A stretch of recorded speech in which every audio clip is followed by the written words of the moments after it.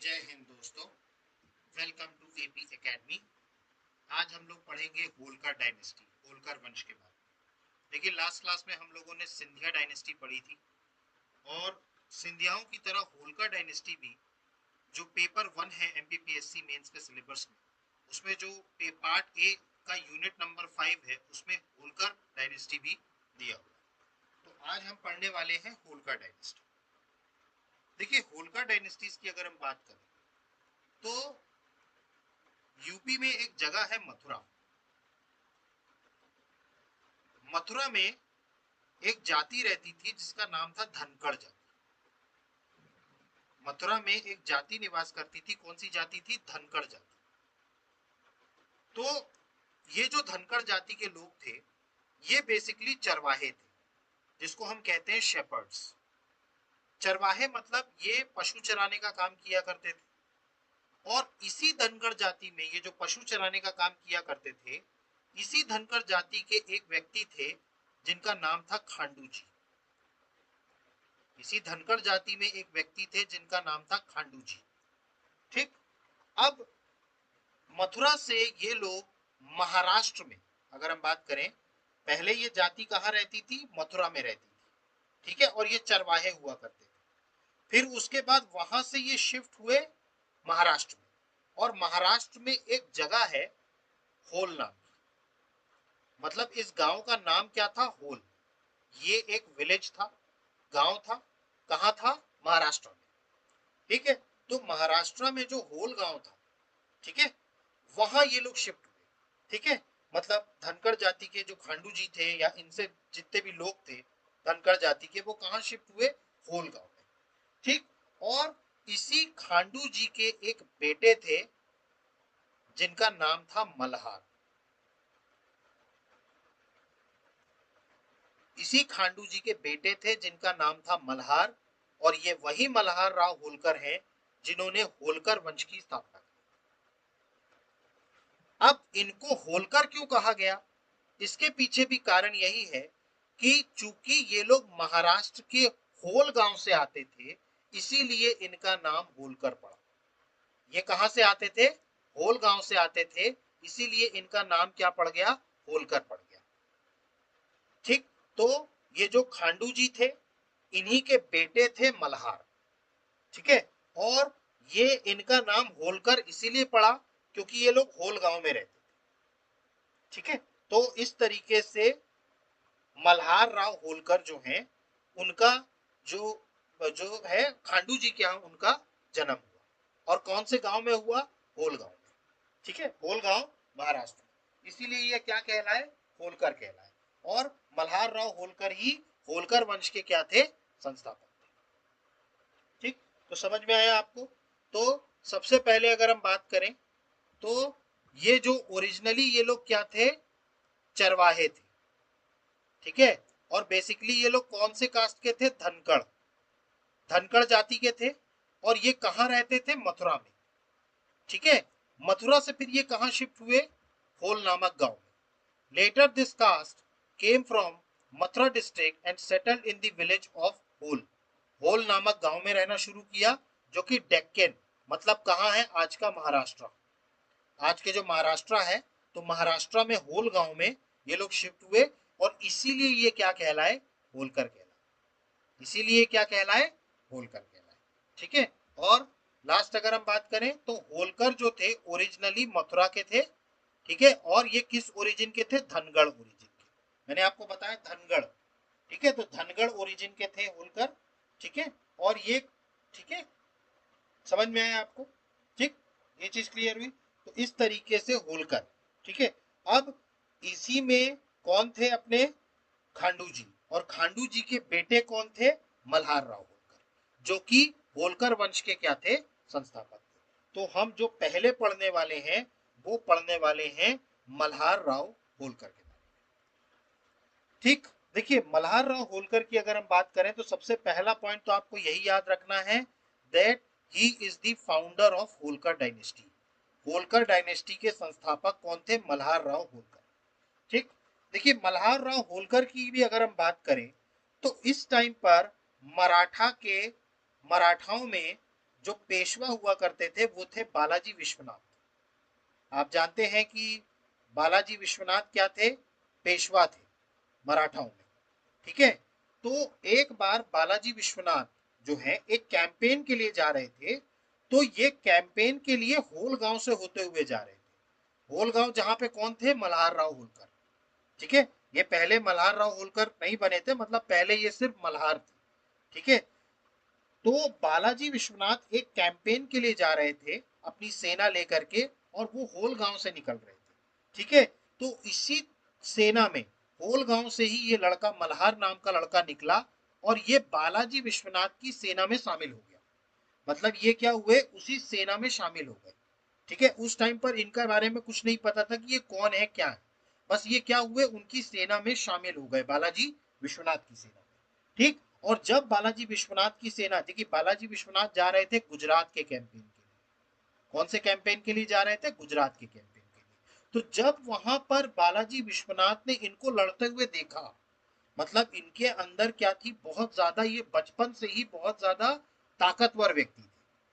ठीक है, एकदम निडर, ब्रेवरी जिसे कहा जाए, ब्रेव व्यक्ति थे, बिल्कुल निडर। ठीक है, तो इनको किसी चीज से डर नहीं लगता था। तो जब इनको लड़ते हुए बालाजी विश्वनाथ ने देखा, तो बालाजी विश्वनाथ ने ये सोचा कि ये लड़का कौन है जो आगे इतनी तेजी से लड़ रहा है।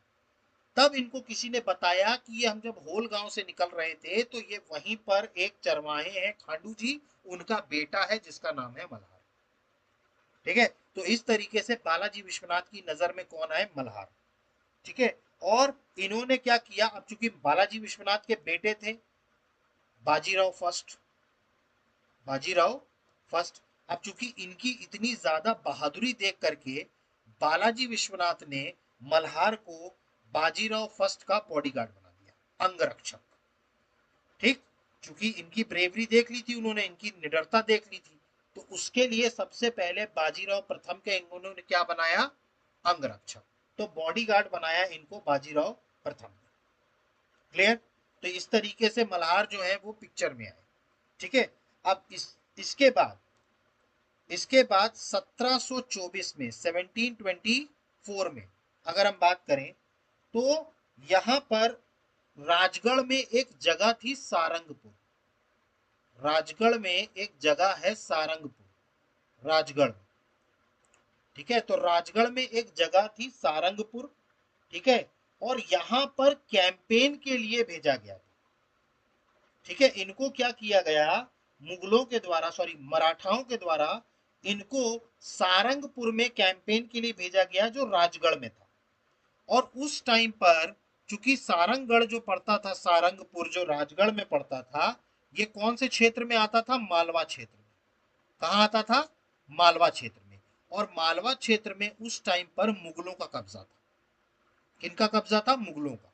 ठीक है, तो मालवा क्षेत्र में कौन थे? मुगल थे।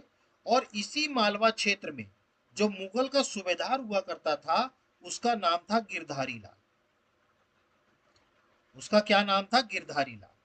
तो ये मुगल का सूबेदार हुआ करता था मालवा क्षेत्र में, जिसका नाम था गिरधारी लाल। ठीक है, तो इसके खिलाफ कैंपेन करने के लिए मल्हार राव होलकर गए थे, और उनका सबसे पहला अभियान था सारंगपुर का। ये आपको याद रखना है, मल्हार राव होलकर का सबसे पहला जो अभियान था वो था सारंगपुर का। और इनका युद्ध हुआ गिरधारी लाल से, जिसमें इन्होंने गिरधारी लाल को हरा दिया। तो मल्हार राव होलकर ने इस तरीके से मालवा पर अपना कब्जा जमा लिया, मतलब मराठाओं का कब्जा हो गया, जब उन्होंने मालवा के मुगल के सूबेदार गिरधारी लाल को हराया। तो ये इनकी पहली विजय थी जो मल्हार राव होलकर ने अर्जित करी, 1724 सारंगपुर, राजगढ़। ठीक, इसके बाद अगला जो इनका कैंपेन था वो था 1728 का। 1728 में जो बाजीराव फर्स्ट थे, देखिए अब पेशवा कौन बन गया था? बाजीराव फर्स्ट। बालाजी विश्वनाथ के बाद अगले पेशवा कौन बने? बाजीराव फर्स्ट। तो 1728 में बाजीराव प्रथम जो है, ठीक है, उन्होंने हैदराबाद के निजाम के खिलाफ एक कैंपेन चलाया था। कौन सी जगह पर? पालखेड़ा। 1728 में पालखेड़ा नामक जगह में जो बाजीराव प्रथम थे पेशवा, ठीक है, मराठा, उनका झगड़ा हुआ था निजाम के साथ, हैदराबाद के निजाम। ठीक है, हैदराबाद के निजाम और बाजीराव प्रथम मतलब मराठाओं के बीच में झगड़ा हुआ था, उसमें भी मल्हार राव होलकर गए थे। मल्हार राव होलकर उस कैंपेन में भी गए थे पालखेड़ा में। ठीक है, और मल्हार राव होलकर की ही मदद से बाजीराव प्रथम ने वहां पर निजामों को हरा दिया था। तो यहाँ पर बाजीराव जो फर्स्ट थे, उन्होंने पालखेड़ा का युद्ध जीता था मल्हार राव होलकर की मदद से। मल्हार राव होलकर ने वहां पर भी बहुत ज्यादा अपनी शक्ति दिखाई थी, जिसके चलते पालखेड़ा का युद्ध जो था वो बाजीराव प्रथम ने जीता निजाम के अगेंस्ट में, जो कि हैदराबाद के निजाम थे। ठीक है, तो ये दूसरा कैंपेन था इनका 1728। इसके बाद जब तीसरा कैंपेन आया 1731, 1731, देखिए ये कैंपेन हुआ था तिरला नामक जगह पे। तिरला जो है धार में, कहाँ है, धार में। तो धार में तिरला नामक जगह पर युद्ध हुआ था। देखिए, जब 1724 में मालवा में गिरधारी लाल को हराया, ठीक है, उसके बाद मल्हार राव होलकर को पालखेड़ा में आना पड़ा युद्ध करने के लिए 1728 में। इस दरमियान मालवा में फिर से मुगलों का कब्जा हो गया। मतलब वो मुगलों से पहले 1724 में जीते, फिर वो कहाँ आ गए, पालखेड़ा आ गए 1728 में यहाँ युद्ध करने के लिए। इस उनकी एब्सेंस का फायदा उठा करके मुगलों ने फिर से क्या कर लिया था, वहां पर कब्जा कर लिया। अब जब ये वापस गए तो वापस से इन्होंने मालवा क्षेत्र में अपना अधिकार जमाने के लिए कैंपेन किया। तो इनका जो 1731 में युद्ध हुआ था वो था तिरला का युद्ध। कौन सा युद्ध था, तिरला कौन सी जगह है, धार के पास।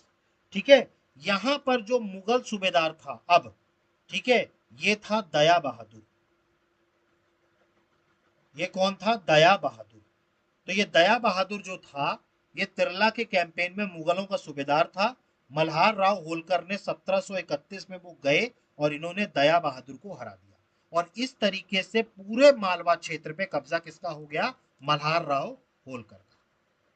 इस तरीके से क्या हो गया, पूरे क्षेत्र पे कब्जा किसका हो गया, मल्हार राव होलकर का। और इनको मल्हार मल्हार राव होलकर को बाजीराव प्रथम ने ही वहां की क्या दे दी, जागीरदारी। बाजीराव प्रथम ने क्या कर दिया, मल्हार राव होलकर को ही क्या दे दी, मालवा की जागीरदारी दे दी। और इसी के चलते 1731 में ही 1731 में मल्हार राव होलकर ने होलकर वंश की स्थापना कर दी। होलकर डायनेस्टी का एस्टेब्लिशमेंट कब हुआ, 1731 में। और इन्होंने होलकरों की राजधानी बनाया इंदौर। इन्होंने कौन सी राजधानी बनाई, इंदौर।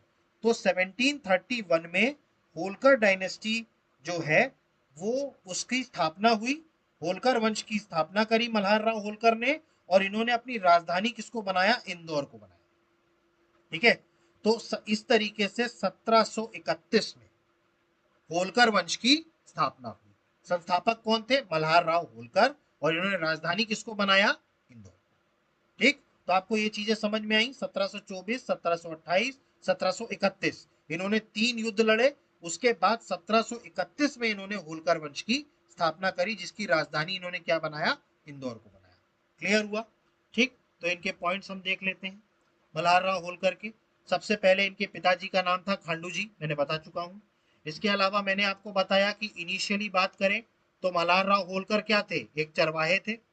ठीक है, लेकिन बाद में इन्होंने मराठा आर्मी ज्वाइन करी। मैंने आपको बताया था बालाजी विश्वनाथ के साथ चले गए थे ये। बाजीराव प्रथम इनसे बहुत ज्यादा इंप्रेस हुए, इनकी जो है देख करके, इनकी बहादुरी देख करके और इनकी मिलिट्री स्किल्स देख करके। और इनको फिर नॉर्थ इंडिया भेजा गया 500 घुड़सवारों के साथ। सिर्फ 500 घुड़सवारों के साथ इनको नॉर्थ इंडिया को कॉन्कर करने के लिए भेजा गया, क्योंकि इस समय तक उत्तर भारत पे नर्मदा के ऊपर जो पूरा कब्जा था वो मुगलों का था। नर्मदा के नीचे जो थे वो मराठा थे, और नर्मदा के ऊपर कौन थे, मुगल थे। इसके अलावा अगर हम बात करें तो मैंने बताया सारंगपुर का युद्ध कब हुआ था, 1724 में, जहां पर इन्होंने मुगल सूबेदार को हराया, गिरधारी लाल। ठीक, इसके बाद मैंने आपको बताया कि सारंगपुर की सक्सेस के बाद बाजीराव वन ने क्या कर दिया था, इनको 12 डिस्ट्रिक्ट की जमींदारी दे दी इन 1728। 1728 तक आते आते इन्होंने क्या किया, 12 डिस्ट्रिक्ट की जमींदारी दे दी थी। किसको, मल्हार राव होलकर को। इसके बाद बात करें 1728 में बाजीराव प्रथम ने युद्ध लड़ा हैदराबाद के निजाम से। कहां पर, पालखेड़ा। पालखेड़ा के युद्ध में। और इसमें भी मल्हार राव होलकर की मदद से क्या कर दिया था, बाजीराव प्रथम ने निजाम को हरा दिया था 1728 में। इसके बाद 1731 में मैंने आपको बताया था मल्हार राव होलकर चूंकि पालखेड़ा चले गए थे तो मालवा क्षेत्र खाली हो गया था, तो मुगलों ने क्या कर दिया था, फिर से अटैक करके कब्जा कर लिया था। अब इस टाइम पर जो मुगल सूबेदार थे वो कौन थे, दया बहादुर। वो कौन थे, दया बहादुर। ठीक है, तो दया बहादुर को 1731 में तिरला के युद्ध में उन्होंने हराया और इस तरीके से उनका मालवा के ऊपर क्या हो गया, कब्जा हो गया। समझ में आया आपको यहाँ तक पॉइंट्स। इसके बाद अगर अपन बात करें मल्हार राव होलकर के बारे में, और फिर इसके बाद बाजीराव प्रथम ने इनको गवर्नरशिप दे दी मालवा की। ठीक है, टू मल्हार राव होलकर। ठीक है, तो मल्हार राव होलकर को क्या दे दिया, गवर्नरशिप दे दी मालवा की। और इसी तरीके से इसी समय पर मल्हार राव होलकर ने इंदौर को अपनी राजधानी बना करके होलकर वंश की क्या कर दी, स्थापना कर दी। ठीक, तो यहां तक आपको समझ में आया 1731 तक, क्लियर हुआ ये। ठीक है, अब देखिए इसके बाद चलते हैं अपन आगे। ठीक है, देखिए उसके बाद मल्हार राव होलकर का कब्जा हो गया, होलकर डायनेस्टी हो गई। ठीक है, और होलकर वंश जो हो गया बहुत अच्छे से चलने लगा। फिर इसके बाद डेट आती है 1954, 1954। 1954 की अगर हम बात करें तो 1954 में उस टाइम पर राजस्थान का जो भरतपुर एरिया, मतलब जो राजस्थान में जो भरतपुर एरिया है, यहां पर एक जाट रूलर हुआ करता था जिसका नाम था सूरजमल जाट। यहां पर एक जाट का सरदार हुआ करता था जिसका नाम था सूरजमल जाट। ठीक है, तो मल्हार राव होलकर ने उस टाइम पर इसके खिलाफ एक कैंपेन चलाया था, सूरजमल जाट के खिलाफ। ठीक, और इन्होंने खुद ना जा करके, मल्हार राव होलकर के एक बेटे थे, मल्हार राव होलकर का एक बेटा था जिसका नाम था खांडे राव। ठीक है, मल्हार राव होलकर का क्या था, ये बेटा था, कौन, खांडे राव। ठीक है, उसको इस सूरजमल जाट के अभियान के लिए उन्होंने भेजा, मल्हार राव होलकर ने। मल्हार राव होलकर खुद नहीं गए, उन्होंने किसको भेजा, खांडे राव को भेजा। और सूरजमल जाट का एक किला हुआ करता था जिसको कुम्हेर का किला कहते थे। कौन सा किला था, कुम्हेर का किला, कुम्हेर का किला। इस कुम्हेर के किले को जीतने के लिए खांडे राव को किसने भेजा था, मल्हार राव होलकर ने। और ये कुम्हेर का किला किसके कब्जे में था, सूरजमल जाट के कब्जे में। ठीक, ये कब हुआ था, आई एम सॉरी, ये मैंने 1954 कर दिया, ये 1754 है, आई एम सॉरी, ये है 1754, सॉरी 1954 कर दिया, नहीं है, ये 1754 है। तो 1754 में सूरजमल जाट, जो कि भरतपुर राजस्थान एरिया में पड़ता है, भरतपुर वहां का राजा था, और कुम्हेर का किला इसके अंडर में आता था। तो कुम्हेर के किले के कैंपेन के लिए इन्होंने 1754 में अपने बेटे खांडे राव को भेजा। ठीक है, लेकिन खांडे राव चूंकि वहां पर क्या हो रहे थे, हाथी के ऊपर बैठ के निरीक्षण कर रहे थे, और चूंकि सूरजमल जाट दूर से देख रहा था, उन्होंने हाथी को देखा और उन्होंने वहां से अपनी तोप चलाई, जिससे वो हाथी क्या हो गया, उड़ गया, जिसमें कौन बैठे थे, खांडे राव। ठीक है, तो इस तरीके से 1754 के कैंपेन में खांडे राव की क्या हो गई, डेथ हो गई। खांडे राव की क्या हो गई, डेथ हो गई। तो 1754 में मल्हार राव होलकर के बेटे खांडे राव की डेथ हुई। खांडे राव क्या, किस कैंपेन के लिए गए थे, कुम्हेर के किले को जीतने के लिए गए थे, लेकिन उधर से जो तोप चली वो सीधे उनके हाथी पे जाके गिर गई, जिससे उनकी क्या हो गई, मौत हो गई। तो इस तरीके से 1954 में सूरजमल जाट पर अटैक करने के कारण जो खांडे राव थे, जो कि मल्हार राव होलकर के बेटे थे, उनकी क्या हो गई, डेथ हो गई। ठीक, इसके बाद आता है 1761। 1761 मतलब जब हुआ तीसरा पानीपत का युद्ध, third battle of Panipat. Panipat का तीसरा युद्ध हुआ था। आप जानते हैं कौन था, अहमद शाह अब्दाली, जो अफगान राजा था, और सामने कौन थे, मराठा। ठीक है, तो मराठा जो है तीसरे पानीपत के युद्ध में गए थे, तो उस टाइम पर मराठाओं के साथ उनके जितने भी सरदार थे वो भी गए थे। तो मल्हार राव होलकर भी होलकरों की तरफ से गए थे इस कैंपेन में, तीसरे पानीपत के युद्ध में। ठीक है, अब देखिए मराठाओं की तरफ से जो कमान सौंपी गई थी, ठीक है, वो उस, देखिए इस टाइम पर मराठाओं में जो पेशवा थे वो थे बालाजी बाजीराव। ठीक है, वो कौन थे, बालाजी बाजीराव। ठीक है, और बालाजी बाजीराव का एक चचेरा भाई था जिसका नाम था सदाशिवराव भाऊ। ठीक है, जिनका नाम था सदाशिवराव। इनको बोला करते थे सदाशिवराव भाऊ। इनको पूरी कमान दी गई थी और ये पेशवा का क्या था, चचेरा भाई था। ठीक है, मतलब एक तरीके से वास्तविक उनकी सेना का पूरा कमांडर मराठाओं का कौन था, सदाशिवराव भाऊ। और एक्चुअल में जो मेन कमांडर था, जो मतलब भेजा गया था एज अ कमांडर के रूप में, वो भेजा गया था विश्वास राव को। अब ये विश्वास राव कौन थे, विश्वास राव पेशवा बालाजी बाजीराव के बेटे थे। तो इस कैंपेन में चूंकि वो फ्यूचर के पेशवा थे विश्वास राव, तो वो भी गए थे, लेकिन पूरी कमान जो थी वो किसके हाथ में थी, सदाशिवराव भाऊ के हाथ में। ठीक है, तो इस कैंपेन में मल्हार राव होलकर भी इनके साथ गए थे। ठीक है, लेकिन मल्हार राव होलकर पूरे युद्ध तक नहीं रह पाए थे, उनको युद्ध के बीच से ही वापस आना पड़ गया था। ठीक है, अब इसके दो कारण बताए जाते हैं इतिहास में। एक तो कारण ये देखिए, मल्हार राव होलकर युद्ध से वापस आए थे, ये बात तो तय है।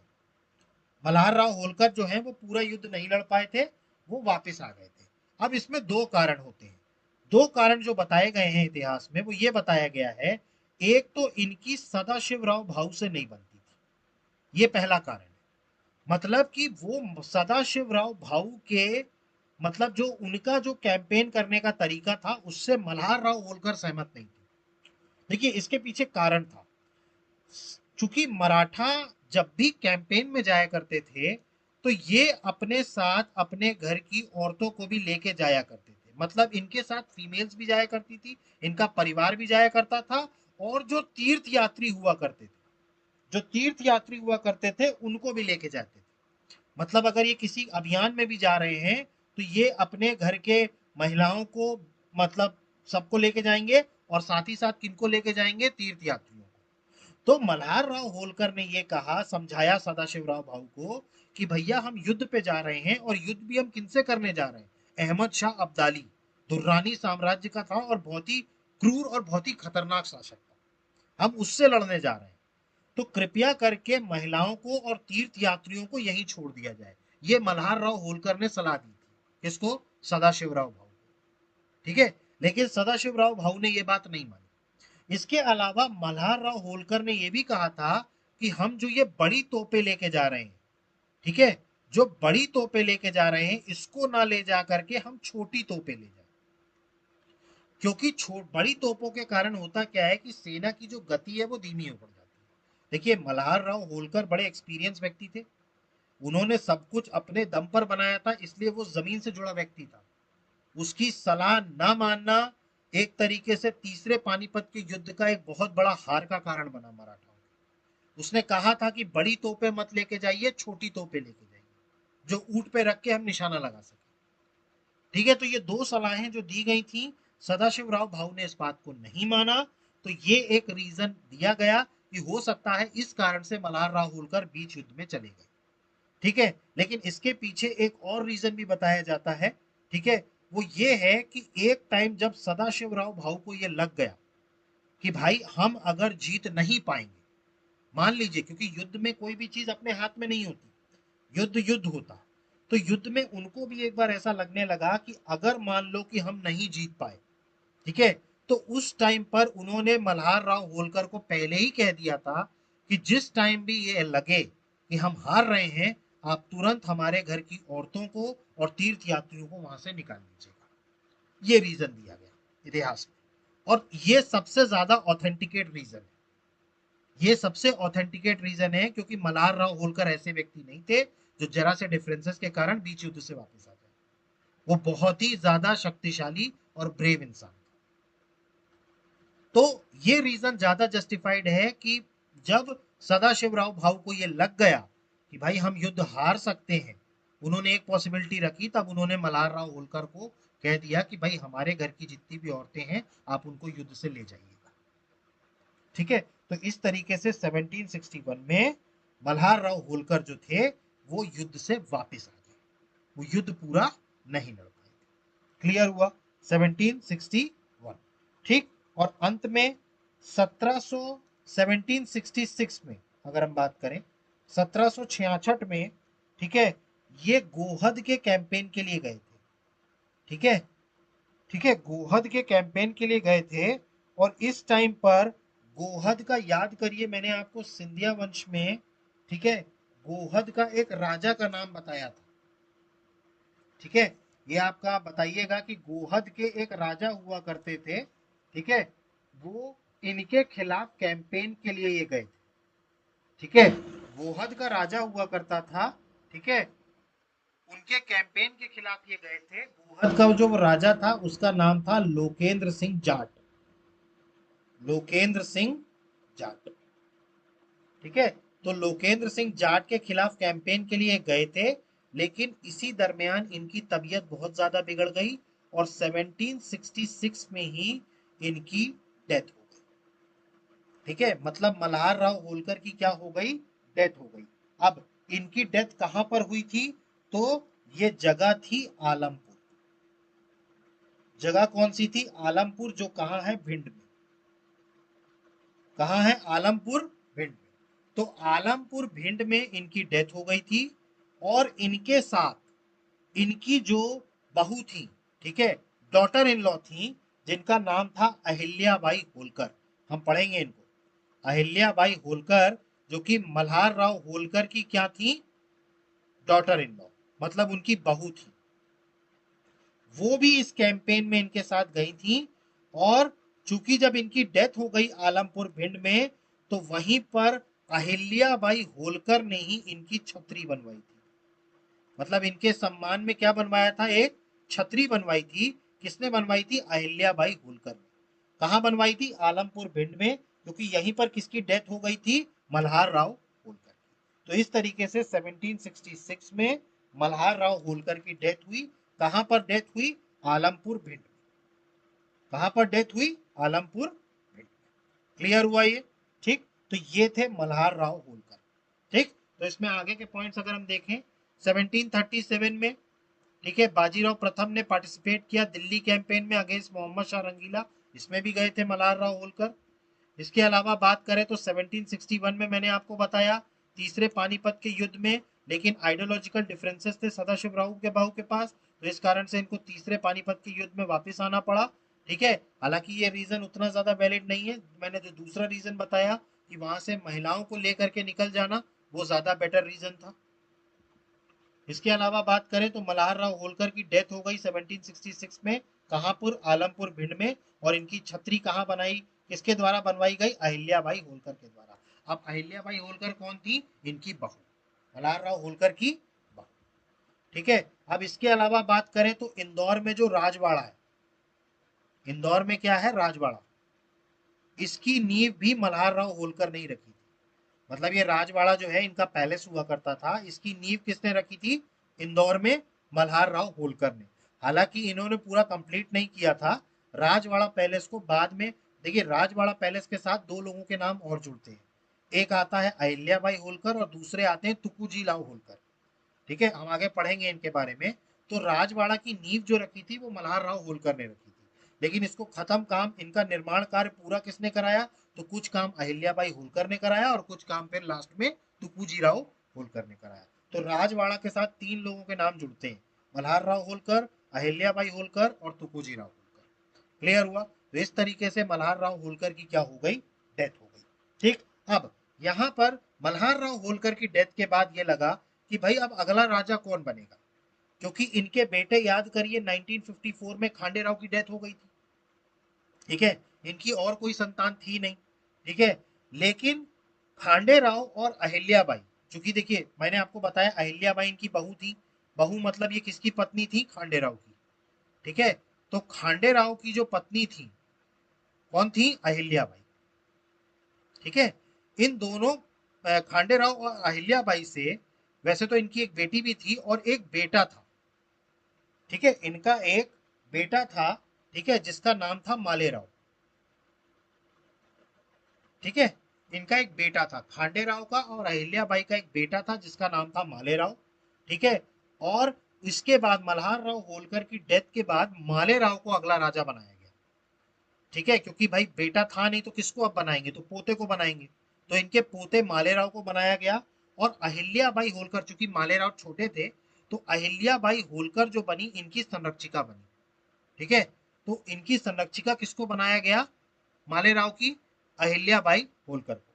लेकिन 1766 में ही मालेराव की भी डेथ हो जाती है। 1766 में देखिए मल्हार राव होलकर की भी डेथ हो गई और उसके साथ साथ किसकी डेथ हो गई, मालेराव की भी डेथ हो गई। अब राजा कौन बनेगा, क्योंकि खांडेराव तो पहले ही डेथ हो चुकी है।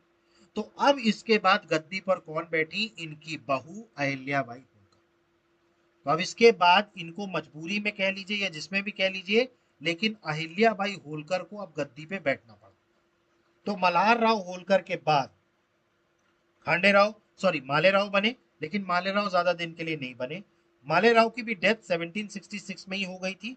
अब उसके बाद जो अगली शासिका बनी वो बनी, सॉरी मल्हार राव होलकर में कुछ और पॉइंट्स हैं।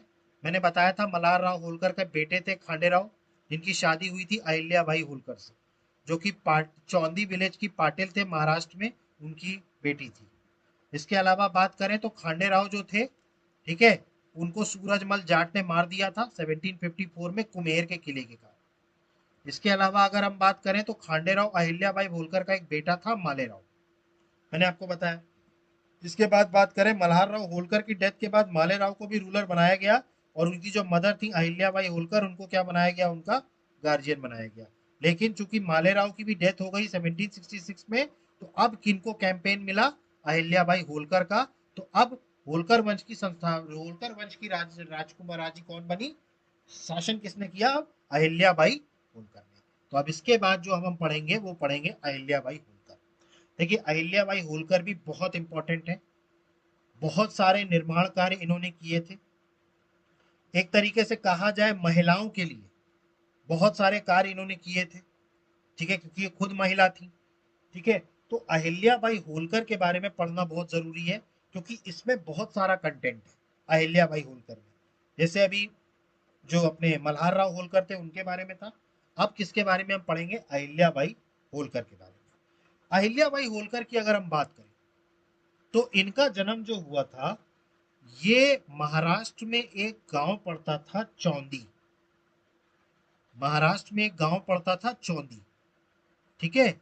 इस चौंदी गांव के एक पाटिल हुआ करते थे। देखिए पाटिल मतलब आज के जो गांव के सरपंच होते हैं महाराष्ट्र में, गुजरात में, महाराष्ट्र में उनको पाटिल कहते हैं, ठीक है, और गुजरात में चले जाएंगे तो उनको पटेल कहते हैं। तो ऐसे ही गांव के चौंदी विलेज के पाटिल हुआ करते थे, जिनका नाम था मानकोजी शिंदे। क्या नाम था, मानकोजी शिंदे, ठीक है। तो मानकोजी शिंदे कौन थे, पाटिल थे चौंदी विलेज के, ठीक है। और इनकी शादी हुई थी सुशीला बाई से, इनकी शादी हुई थी किससे, सुशीला बाई से। तो मानकोजी शिंदे की शादी हुई सुशीला बाई से, और इन्हीं दोनों की एक बेटी थी जिनका नाम था अहिल्याबाई होलकर, ठीक है। तो इन्हीं की बेटी थी अहिल्या, जिनका जन्म 1725 में हुआ। कब हुआ, 1725 में। तो अहिल्याबाई होलकर का जन्म कब हुआ, 1725 में, चौंदी विलेज में हुआ। चौंदी विलेज के पाटिल थे मानकोजी शिंदे और सुशीला बाई, इनकी बेटी थी अहिल्याबाई, जिनका जन्म 1725 में हुआ। समझ में आया आपको, ठीक। इसके बाद इनका जो है एक बार कैंपेन के लिए जो मल्हार राव होलकर है, ठीक है, वो भी कैंपेनिंग के लिए जाया करते थे। अब चूंकि मराठाओं में एक चीज थी कि मराठाओं में ये नियम था कि जो भी कैंपेन के लिए जाएगा, मतलब जैसे अगर सेना जा रही है किसी कैंपेन के लिए, तो अब सेना रात में तो चलेगी नहीं, तो रात में वो एक जगह रुकेगी। तो वो जिस गांव में भी रुकते थे, उस गांव के, क्योंकि वो गांव पूरा किसके अंडर में आता था, मराठाओं के अंदर में, तो उस गांव के पाटिल की जिम्मेदारी होती थी कि उनके रहने और खाने पीने का इंतजाम करें। तो ऐसे ही एक बार मल्हार राव होलकर जो है वो चौंदी विलेज में रुके, चौंदी गांव में रुके।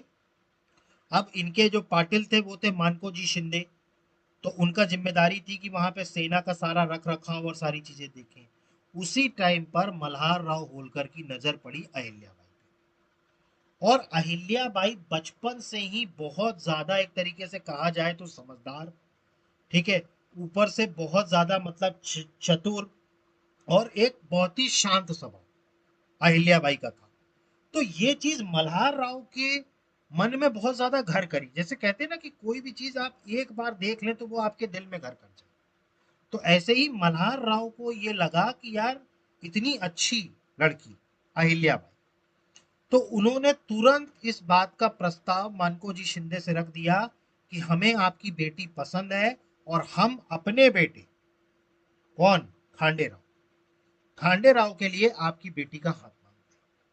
अब मानकोजी शिंदे पाटिल थे और ये तो सरदार थे, तो मना तो कर ही नहीं सकते थे। तो इस तरीके से अहिल्याबाई होलकर जब सिर्फ 8 साल की थी 1733 में, मतलब अहिल्याबाई होलकर उस वक्त कितने साल की थी, 8 साल की, उस टाइम पर इनकी शादी हुई खांडेराव से। तो खांडेराव की शादी किससे हो गई, अहिल्याबाई से। कब हुई, 1733 में। ठीक है, तो इस तरीके से होलकर परिवार में शामिल हुई अहिल्याबाई। ठीक है, 1733 में इनके बेटे, ठीक है, खांडे राव से इनकी शादी हुई, 8 साल इनकी उम्र थी। ठीक है, खांडे राव किनके बेटे थे, मल्हार राव होलकर के। ठीक है, तो इस तरीके से इनकी शादी हुई खांडे राव के साथ 1733 में। और इनके साथ मैंने आपको बताया कि इन दोनों का एक बेटा था जिसका नाम था मालेराव। याद करिए, 1766 में इसकी भी डेथ हो गई थी। और इनकी एक बेटी हुआ करती थी, इनकी एक बेटी भी थी, मतलब एक बेटा था और एक बेटी थी जिसका नाम था मुक्ताबाई। क्या नाम था, मुक्ताबाई। तो इनकी बेटी थी मुक्ताबाई और इनका बेटा था मालेराव, इन दोनों का। फिर 1754 में आपको पता है किस तरीके से कुम्हेर के किले को घेर लिया था, लेकिन खांडेराव की डेथ हो गई थी। इसके बाद 1766 में मल्हार राव होलकर की डेथ हो गई। फिर बनाया गया किनको, माले राव को, लेकिन माले राव की भी डेथ हो गई। तो इस तरीके से अब गद्दी की जिम्मेदारी किस पर आ गई, अहिल्याबाई होलकर पर। और 1967 में अहिल्याबाई होलकर का क्या हो गया, राज्यभिषेक। मतलब अहिल्याबाई होलकर क्या बन गई, रानी बन गई 1960, सॉरी आई एम सॉरी, मैं 19 बार बार बोल रहा हूँ, 1767, आई एम सॉरी, 1767 में इनका कोरोनेशन हुआ अहिल्याबाई का। और ये क्या बन गई, अब रानी बन गई, कहाँ की, होलकर साम्राज्य की। क्योंकि मल्हार राव की डेथ हो गई, माले राव की डेथ हो गई, खांडा राव की डेथ हो गई, तो अब बने कौन, तो कौन बना, अहिल्याबाई। तो 1767 में इनका कोरोनेशन हुआ। और इन्होंने जैसे ही इन्होंने पद संभाला, इन्होंने सबसे पहले अपना सेनापति बनाया। और इन्होंने सेनापति बनाया किसको, तुकोजीराव होलकर, तुकोजीराव होलकर, इनको क्या बना दिया, अपना सेनापति। और यही अहिल्याबाई होलकर के बाद जो अगले शासक बनेंगे होलकरों के, वो तुकोजीराव होलकर। ठीक है, ये कौन थे, अहिल्याबाई के सेनापति। तो अहिल्याबाई ने सबसे पहले तो 1767 में तुकोजीराव होलकर को क्या बनाया, अपना सेनापति। इसके अलावा इन्होंने महिलाओं की एक सेना बनाई थी, वुमेन आर्मी, स्त्री सेना। इन्होंने महिलाओं की एक आर्मी बनाई थी जिसको क्या था, स्त्री सेना। ठीक है, तो इन्होंने एक तो पहली बात तो सेनापति बनाया तुकोजीराव होलकर को। इसके अलावा इन्होंने एक वुमन आर्मी बनाई, क्या बनाई, स्त्री सेना। ठीक है, और इस स्त्री सेना को प्रशिक्षण देने के लिए वेस्टर्न स्टाइल में, देखिए उस टाइम पर जितने भी राजे महाराजे थे वो सभी लोग पश्चिमी तरीके से अपनी सेनाओं को तैयार कर रहे थे, क्योंकि पश्चिमी तरीका जो था वो बड़ा प्रोफेशनल तरीका हुआ था। तो वेस्टर्न स्टाइल में अपनी आर्मी तैयार करने के लिए इन्होंने एक फ्रेंच के ऑफिसर को भी अपॉइंट किया था जिसका नाम था डूडो राणे। ठीक है, तो ये जो डूडो राणे थे, इनको वेस्टर्न पैटर्न पे तैयार करने के लिए स्त्री सेना को डूडो राणे को अपॉइंट किया था। और ये डूडो राणे कौन थे, फ्रेंच थे। ठीक है, तो एक तो इन्होंने सेनापति बनाया तुकोजीराव होलकर को, स्त्री सेना बनाई, और उसके वेस्टर्न स्टाइल में या वेस्टर्न पैटर्न में उनको तैयार करने के लिए क्या बनाया, किसको अपॉइंट किया, दूदू राणे को। इसके अलावा इनकी एक तोप थी जिसका नाम था ज्वाला। ये आप तोप याद रखिएगा, इनकी इनकी मतलब आर्टिलरी हुआ करती थी तोप। ठीक है, जिसका नाम था ज्वाला। ठीक है, तो आपको ये भी याद रखना है कि इनकी एक तोप हुआ करती थी, क्या हुआ करती थी, ज्वाला। ठीक, तो इस तरीके से आपको समझ में आया अहिल्याबाई होलकर के बारे में। ठीक है, तो अहिल्याबाई होलकर की अगर हम बात करें तो हमने क्या क्या पढ़ा अहिल्याबाई होलकर के बारे में। सबसे पहले तो 1725 में चौंदी नामक जगह पर इनका गांव में इनका जन्म हुआ। इनके पिता थे मानको जी, जो कि पाटिल थे चांदी विलेज के। इसके अलावा इनकी मदर थी सुशीला बाई, ये सब हम पढ़ चुके हैं अभी। इसके अलावा बात करें तो 8 साल की उम्र में इनकी शादी हो गई थी 1733 में, जब ये सिर्फ 8 साल की थी। किनसे हुई थी? खांडे राव से। कौन थे ये? मल्हार राव होलकर के बेटे थे। इसके अलावा अगर हम बात करें तो खांडे राव और अहिल्याबाई से एक बेटे का जन्म हुआ था जो थे मालाराव, और बेटी का जन्म हुआ था जो कि मुक्ताबाई। ठीक है, बाद में इस मुक्ताबाई की शादी जो हुई थी वो हुई थी यशवंत राव फटसे से। अब ये भी कैसे हुई थी, क्यों हुई थी, ये मैं आपको आगे बताऊंगा। तो मुक्ताबाई इनकी बेटी थी और मालेराव कौन थे? इनके बेटे थे। इसके अलावा बात करें तो खांडे राव जो थे उनको मार दिया था सूरजमल जाट ने कुम्हेर के किले में 1754 में। मल्हार राव होलकर की भी डेथ हो गई थी 1766 में, और इनके बेटे मालेराव की भी डेथ हो गई थी। ठीक है, तो इसके बाद फिर क्या हुई? अहिल्याबाई को गद्दी पर बैठना पड़ा, और जैसे ही 1767 में ये गद्दी पर बैठी, इन्होंने अपने सेना का कमांडर किसको बना दिया? तुकोजी राव होलकर। ठीक है, इन्होंने सेना का कमांडर किसको बनाया? तुकोजी राव होलकर।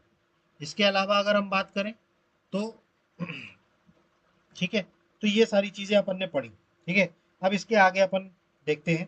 ठीक, अब देखिए इनके समय पे, ठीक है, अगर हम बात करें तो इनके समय पर सबसे पहला जो रिवॉल्ट हुआ, मतलब देखिए चूंकि क्या थी, ये महिला थी।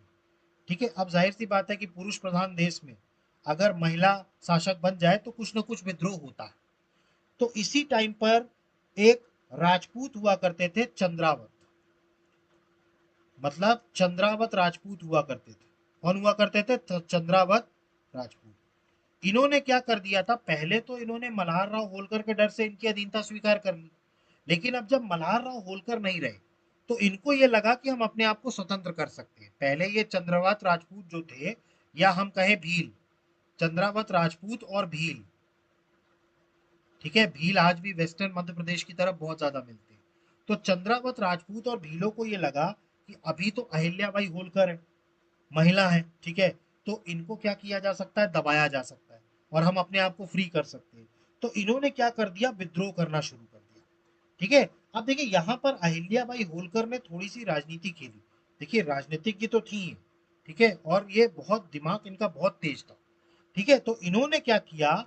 इन्होंने अपने दरबार में एक अनाउंसमेंट किया, ठीक है, कि जो भी इन चंद्रावत राजपूतों का और भीलों का जो रिवॉल्ट हो रहा है या जो विद्रोह हो रहा है, इसको जो भी दबाएगा, मैं अपनी बेटी की शादी उसके साथ कर दूंगी। मतलब अहिल्याबाई होलकर ने अपनी सभा में इस बात को कह दिया कि जो चंद्रावत राजपूत और भीलों को, जो भी इनके विद्रोह को दबाएगा, मैं उससे अपनी बेटी की क्या कर दूंगा? शादी करा दूंगी। ठीक है, तो इसी टाइम पर इनके दरबार में एक थे जिनका नाम था यशवंत राव फटसे। यशवंत राव फटसे, मैंने आपको बताया था अहिल्याबाई होलकर और खांडेराव की एक बेटी थी जिनका नाम था मुक्ताबाई। तो अहिल्याबाई होलकर ने कहा था कि चंद्रावत राजपूत और भीलों को जो भी सबक सिखा देगा, मैं उससे अपनी बेटी की शादी करा दूंगी। और यशवंत राव फटसे गए और उन्होंने चंद्रावत राजपूत और भीलों के दोनों के विद्रोह को दबा दिया। तो उसके अनुसार अहिल्याबाई होलकर ने अपनी बेटी की शादी किनसे करा दी? यशवंत राव फटसे से, मुक्ताबाई की। तो इस तरीके से मुक्ताबाई की शादी किससे हो गई? यशवंत राव फटसे से। ठीक है, इसके बाद एक और कैंपेन हुआ था जिसमें जो इनके खिलाफ एक और विद्रोह हुआ था जो किया था रघुनाथ राव ने। ठीक है, देखिए रघुनाथ राव आपको याद आ रहा होगा, रघुनाथ राव जो थे, ठीक है, ये पेशवा बनना चाहते थे। मराठाओं में ये क्या बनना चाहते थे? पेशवा बनना चाहते थे। लेकिन इन्होंने क्या किया था? ये बन नहीं पाए थे। ठीक है, क्योंकि मराठाओं सरदारों ने इनको बनने नहीं दिया था, क्योंकि ये बड़े बेकार किस्म के व्यक्ति थे। रघुनाथ राव ने भी एक कैंपेन किया था अहिल्याबाई होलकर के खिलाफ। इनको लगा कि होलकर अब कमजोर पड़ गए हैं, मल्हार राव होलकर की डेथ हो गई, तो अहिल्याबाई होलकर क्या है? एक महिला है, ठीक है, तो महिलाओं को हम दबा सकते हैं। तो रघुनाथ राव जो थे, ठीक है, वो अपनी सेना लेकर के उज्जैन पहुंचे। उज्जैन में कहा? क्षिप्रा नदी पे। कहां पहुंचे? उज्जैन में क्षिप्रा नदी पे। और क्षिप्रा नदी के तट पे अपनी सेना लेके खड़े हो गए। ठीक।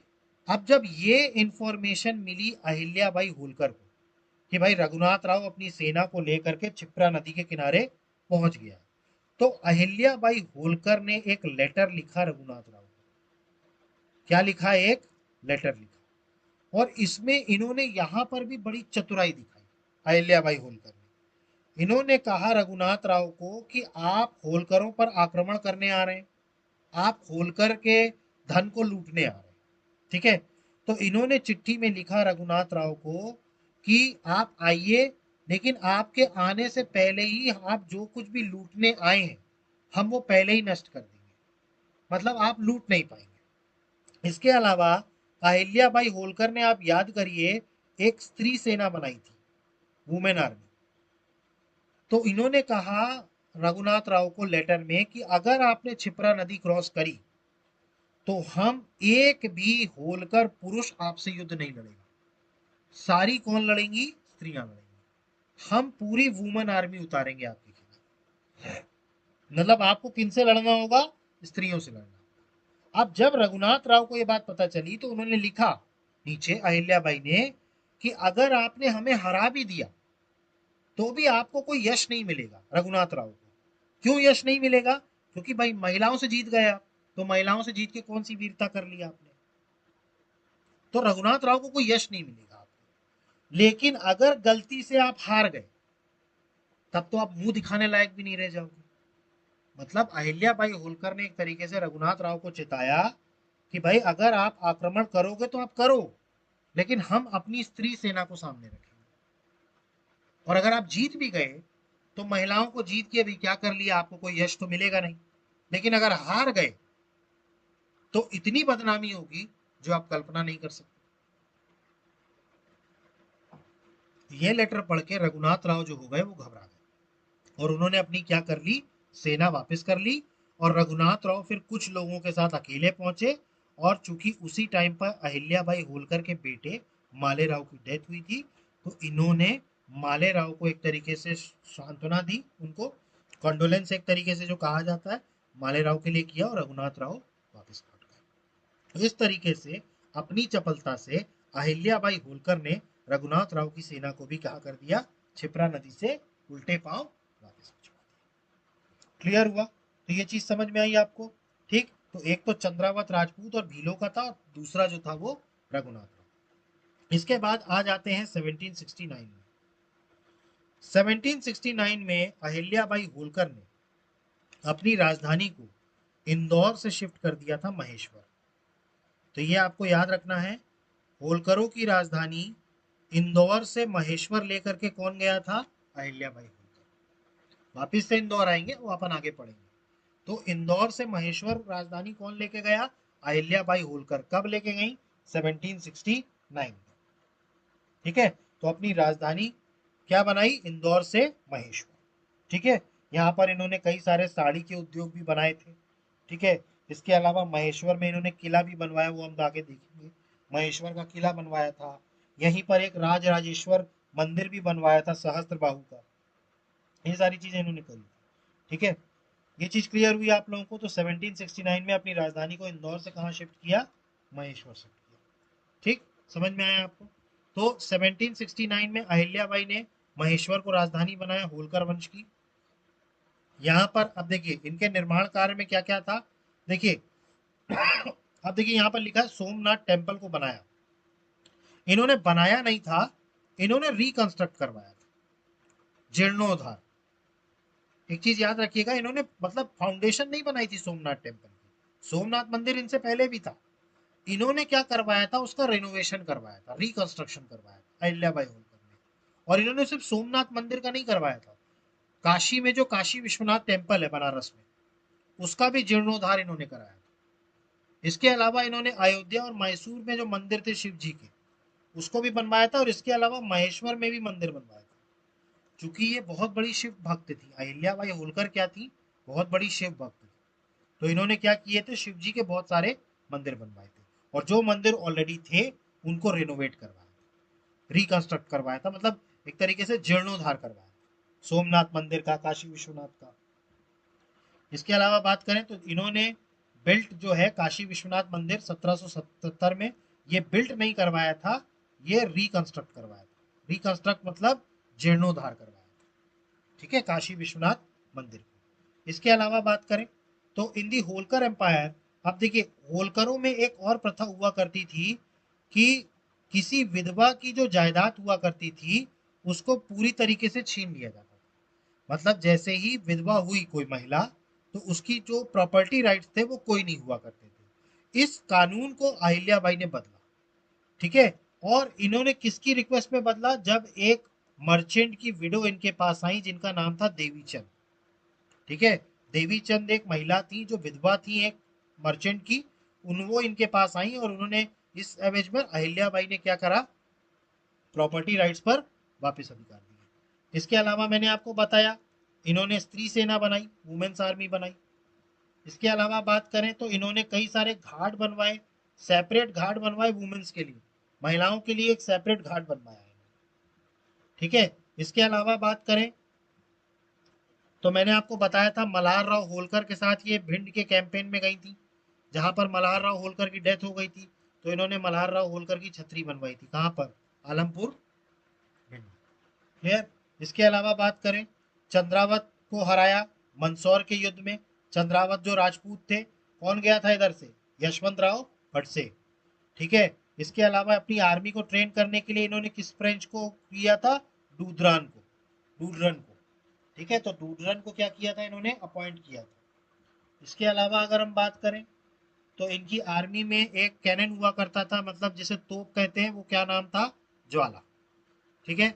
इसके अलावा बात करें तो अहिल्याबाई एक सेकुलर रूलर भी थी, ठीक है, मतलब धर्मनिरपेक्ष, क्योंकि इनके जो एक मुस्लिम सोल्जर थे शरीफ बाई, वो इनके अंगरक्षक हुआ करते थे, ठीक है। तो एक मुस्लिम सोल्जर भी थे इनके समय, ठीक है। अब इसी के कारण क्या हुआ, इन्होंने कई सारे सक्सेसफुल टेम्पल्स बनवाए, सोमनाथ, काशी, अयोध्या, मैसूर, मुस्लिम राज्य होने के बावजूद। मुस्लिमों, भाई किसका शासन था, भाई मुगलों का शासन था, तो मुगलों के शासन में रहते हुए इन्होंने जीर्णोद्धार करवा लिया, ठीक है। इसके अलावा बात करें तो इन्होंने टीपू सुल्तान को भी मदद करी थी मैसूर के कैंपेन में, सिल्क ट्रेड में, ये आपको पॉइंट याद रखना। इन्होंने किसकी मदद करी थी, टीपू सुल्तान की मदद करी थी। इससे पता चलता है कि अहिल्याबाई कितनी सेकुलर थी।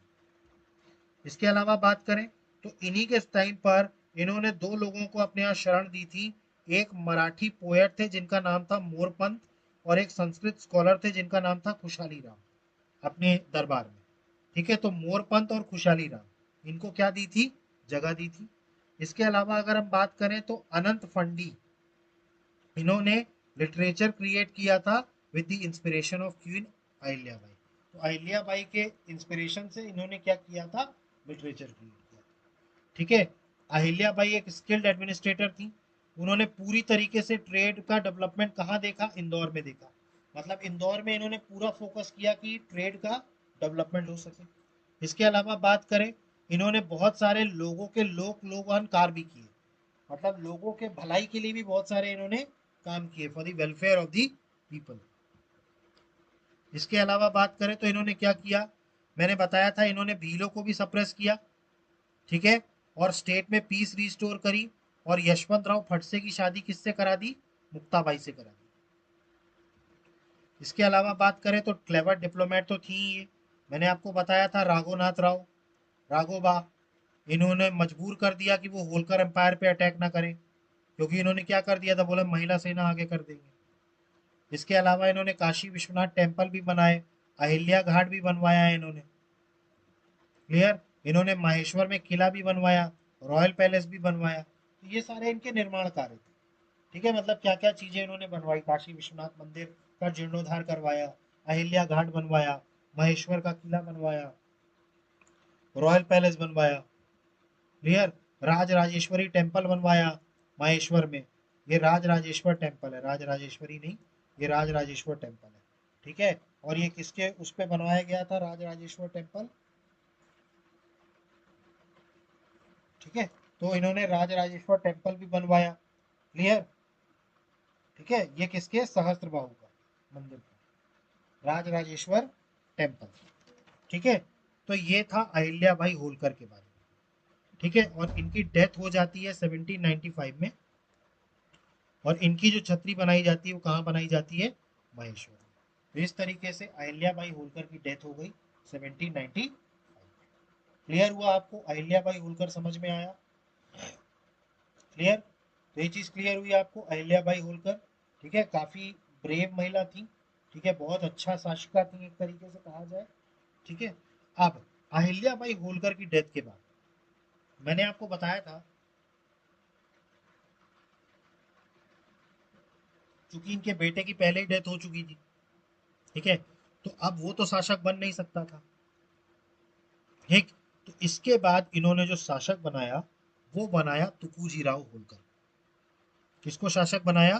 तुकूजी राव होलकर। ठीक है, अब यहाँ पर आज हम अपनी क्लास को स्टॉप करते हैं। इसके आगे हम नेक्स्ट क्लास में कंटिन्यू करेंगे। इसके आगे हम नेक्स्ट क्लास में कंटिन्यू करेंगे। अभी हमने अहिल्याबाई होलकर तक पढ़ लिया है। अब इसके बाद जो अगले शासक बनेंगे वो बनेंगे तुकूजी राव होलकर, और फिर यशवंत राव, फिर मल्हार राव, फिर तुकूजी राव होलकर सेकेंड, और फिर अंत में यशवंत राव होलकर। ठीक है, तो आज हम इसको यहीं पे क्लास को स्टॉप करते हैं। कल हम इसके आगे कंटिन्यू करेंगे। ठीक है, तब तक आप इसको देखिएगा और रिवाइज करिएगा। क्लियर? तो आई होप कि आपको ये सीरीज पसंद आ रही होगी। अगर आपको हमारी सीरीज पसंद आ रही है तो प्लीज़ चैनल को लाइक कीजिए, सब्सक्राइब कीजिए, और मैक्सिमम से मैक्सिमम शेयर कीजिए। देखिए, एमपीपीएससी का जो सिलेबस है उसी के अकॉर्डिंग हम पूरा चल रहे हैं। ठीक है, मैं वही टॉपिक्स इस सीरीज में डालूंगा जो एमपीपीएससी के सिलेबस में। क्लियर? तो आई होप कि आपको समझ में आ गया होगा। हम इसके बाद नेक्स्ट क्लास में कंटिन्यू करते हैं। So guys, thank you, have a good day, जय हिंद, नमस्कार।